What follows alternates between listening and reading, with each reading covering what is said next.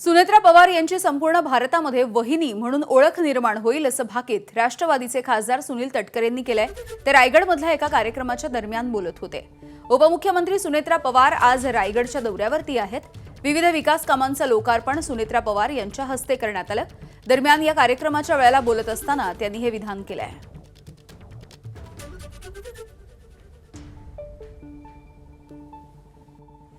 ममताजींची ओळख ममता दिदी म्हणून झाली।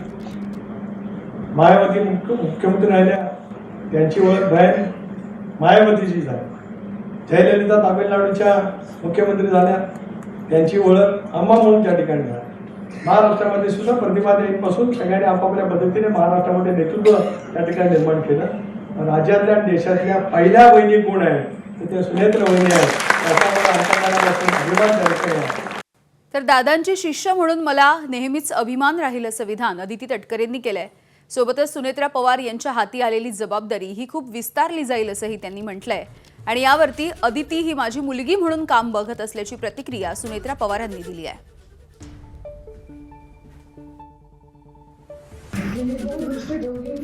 ज्यांनी खऱ्या अर्थानं आम्हा सगळ्या लोकप्रतिनिधींना मार्गदर्शन केलं, प्रोत्साहन देत राहिले।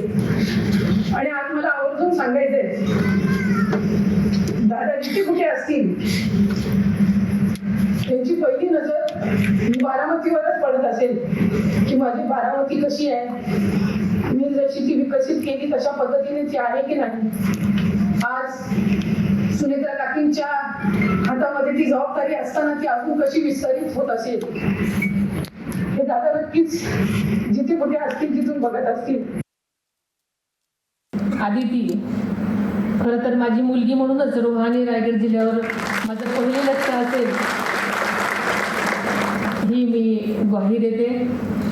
दादानंतर वहिनींचं लक्ष असेल की नाही असं सगळं वाटतंय, पण मी एक जबाबदार महाराष्ट्राची उपमुख्यमंत्री म्हणून आणि कोकणावर माझंही प्रेम असल्यामुळे, कारण माझं आजपर्यंत तुम्हाला प्रेम दिसलेलंच नाही, आणि आदिती आणि तटकरे साहेब यांचे आमचे अनेक वर्षाचे स्नेहसंबंध असल्यामुळे नक्कीच या विभागावर दादांनी इतकंच माझंही लक्ष राहील असं तुमच्या सर्वांच्या साक्षीने मी सांगते। एबीपी माझा, उघडा डोळे बघा नीट।